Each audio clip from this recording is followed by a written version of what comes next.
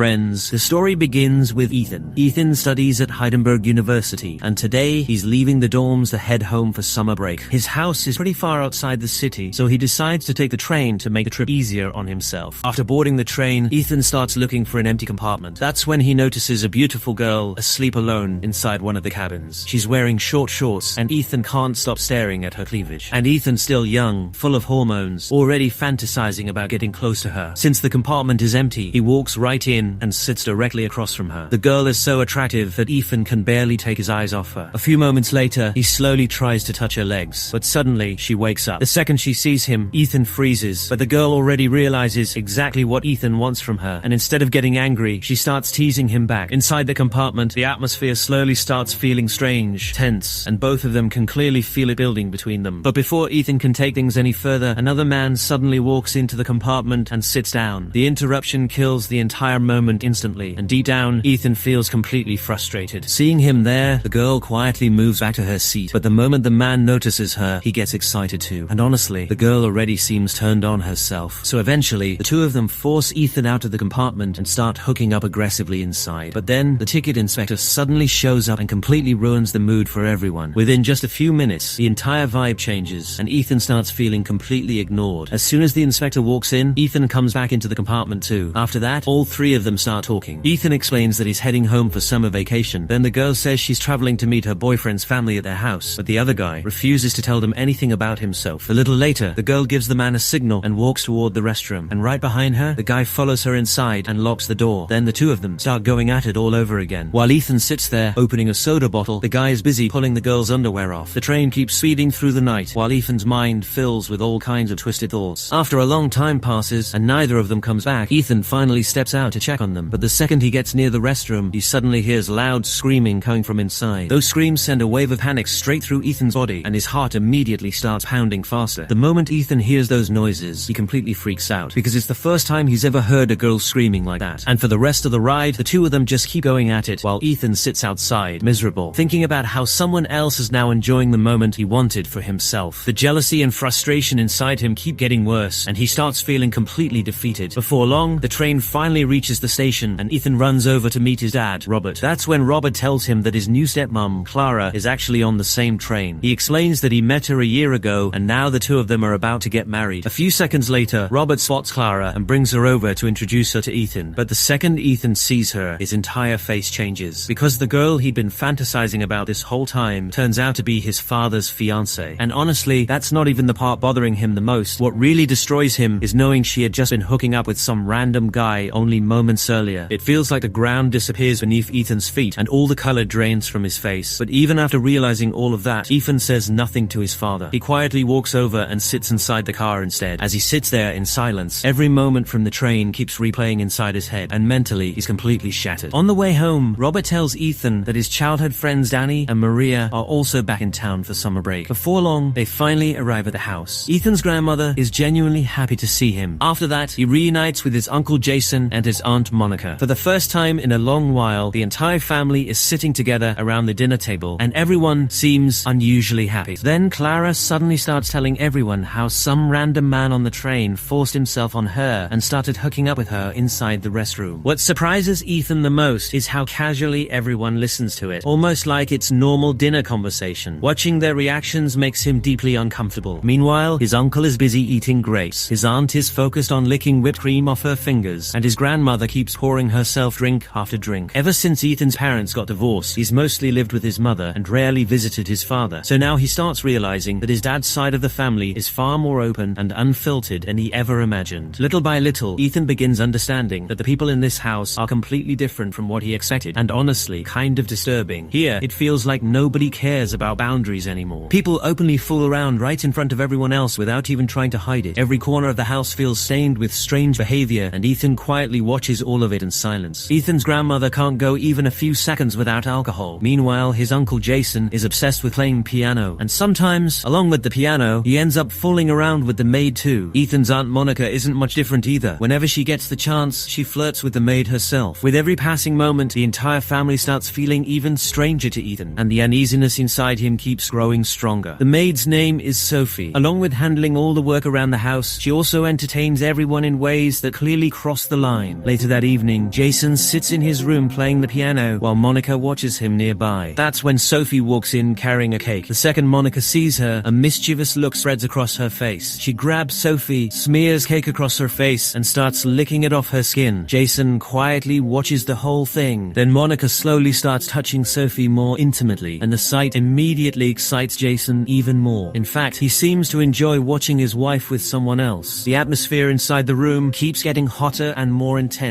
while everyone sinks deeper into their own desires. Later that evening, Ethan finally reunites with his best friend Danny. The two of them watch an explicit movie together, and after getting themselves worked up, they head out boating with their other friend, Maria. While drifting across the water, the three of them start talking openly about their personal experiences and relationships. On the surface, they're all laughing and joking around, but the conversation slowly turns darker and far more inappropriate. Ethan admits that he's still a virgin. Hearing that, Maria shyly says she's never been with anyone either. The second Ethan hears that, he lights up inside because deep down, he's always had feelings for her. Meanwhile, Danny is completely drunk and barely thinking straight anymore. After hearing Maria's confession, Ethan's feelings for her start growing even stronger, but then Danny suddenly starts trying to force Maria's clothes off. The second Ethan sees what's happening, rage explodes inside him. He grabs Danny and throws him straight into the river, but Danny doesn't know how to swim, and within moments, he drowns. After his friend's death, Ethan becomes quiet and emotionally broken. Not long after, he notices Robert and Clara openly fooling around together nearby. At the same time, Jason drags Sophie into a corner and starts getting physical with her too. Watching all of this awakens something dark inside Ethan, and slowly, those same urges begin taking over his mind. Later that night, Sophie comes to Ethan's room carrying food for him. That entire night, anger, grief, and desire keep crashing through Ethan's head all at once, and he can barely control himself anymore. Then, Ethan starts staring at Sophie in a way that instantly terrifies her. She can feel something dangerous building inside him. Before she can escape, Ethan suddenly grabs her. Sophie desperately tries to push him away and stop him, but by now, Ethan has completely lost control. But suddenly, the noise alerts Robert, and he storms into the room before slapping Ethan hard across the face. After that, Robert immediately starts regretting the way he treated his son. After that night, something inside Robert starts eating at him too, and he quietly begins blaming himself for everything. The next day, Robert takes Ethan, Clara, and Maria into the city to get everyone's mind off things. After a while, they stop at a hotel. At Clara's suggestion, Robert books Ethan and Maria into the same room so the two of them can spend time together privately. The following day, Clara and Maria head out shopping while Ethan and his father sit together inside a cafe talking. That's when Robert casually tells Ethan that he should sleep with Maria from behind because, according to him, that's what girls like these days. Ethan immediately gets embarrassed hearing his own father talk like that, but Robert laughs it off and tells him to think of him more like a friend. After that, the two of them start staring at women passing outside the cafe, openly commenting on their bodies and appearances. The conversation between father and son no longer feels normal. A little later, Clara and Maria finally return. After that, all four of them head to the old castle where Romeo and Juliet were said to meet. Once they arrive, Maria starts acting like Juliet herself. Deep down, she clearly wants Ethan to become her Romeo, but Ethan doesn't seem comfortable with any of it. So just to entertain her, Robert steps in and starts playing the role of Romeo instead. Meanwhile, Clara is already exhausted from the day. The old castle feels quiet and beautiful on the outside, but underneath it all, there's an uncomfortable tension growing between everyone there. Eventually, Clara decides to head back to the hotel to rest. Meanwhile, Maria and Robert continue acting together as they wander deeper inside the castle. But after a long time passes and neither of them comes back out, Ethan decides to go looking for them himself. Inside the castle, he catches glimpses of them laughing and fooling around together. Something immediately feels wrong to Ethan, so he quietly starts following them. But within seconds, the two of them suddenly disappear. Ethan searches through the castle desperately, trying to find them, but they're nowhere in sight. Then suddenly, he hears someone screaming in the distance. With every passing second, Ethan's anxiety grows worse, and deep down, he can feel something terrible waiting ahead. When Ethan finally reaches the source of the noise, he realizes the screams are coming from Maria. Robert is forcing himself on her inside the castle. The moment Ethan sees it, Edgy keeps her screaming. She runs on her feet and feels the back of the car. The girl he truly loved suddenly feels like a betrayal to him. Crying uncontrollably, he eventually returns to the hotel. Clara notices him the second he walks in. Deep down, she already understands exactly what happened between Maria and Robert. So after getting herself dressed up, she quietly walks into Ethan's room. Ethan is still sitting there in tears. The anger and pain inside his eyes are impossible to hide while he struggles to hold himself together. Clara gently asks him why he's crying. Ethan tells her that what hurts him isn't the fact that Maria chose someone else. It's the fact that the other man was his own father. Furious, he calls Robert a disgrace instead of a father. Hearing that, Clara calmly tells him that if his father slept with his girl, then maybe he should sleep with his father's woman too. Ethan immediately refuses and says he doesn't want any of this. this. But then Clara slowly removes her clothes and climbs into his bed. And honestly, Ethan isn't strong enough to walk away from a moment like that. The atmosphere inside the room slowly changes completely, and neither of them can control their emotions anymore. Eventually, Ethan gives in and pulls Clara close, and the two of them spend the entire night together. The next morning, all four of them begin heading back home. Ethan and Clara look strangely happy together, while Robert and Maria sit there silently without saying a word. Every face inside the car carries a different emotion, but none of their relationships are the same anymore. For the next several days, Ethan stays angry at Maria. Maria keeps trying to talk to him and fix things between them, but Ethan completely ignores her. A few days later, Ethan's mother arrives to take him back home because summer break is almost over. The truth is, she always hated the atmosphere inside Robert's house. That toxic environment is exactly why she divorced him in the first place, and she never wanted Ethan growing up around it either. For a long time now, Ethan's mother has understood the truth about that family, and now she wants to protect her son before it's too late. But Robert still wants Ethan to stay with him. Meanwhile, Maria keeps trying desperately to make Ethan forgive her. Ethan is still furious though. During a game, he starts taking his anger out on her physically. Eventually, overwhelmed and upset, Maria finally asks him why he hates her so much now, but Ethan refuses to answer. Instead, he suddenly grabs her and starts getting intimate with her right there. Later, after both of them calm down and begin walking back toward the house, Ethan hears his mother's voice nearby and realizes she has come to take him home. Maria already understands that the anger inside Ethan still hasn't disappeared completely, and slowly he's pulling away from her emotionally. Maria's vacation is ending too. Before leaving, she promises Ethan they'll meet again someday and tells him that next time he can do whatever he wants with her. After saying that, she quietly walks away, and soon after, Ethan leaves for home as well. For now, their story may be over, but the mess between them is far from finished. For more wild, dark, and mind-blowing stories like this, make sure you subscribe to HOPKART PARU right now, because behind every story here, there's always a twist waiting to completely mess with your mind.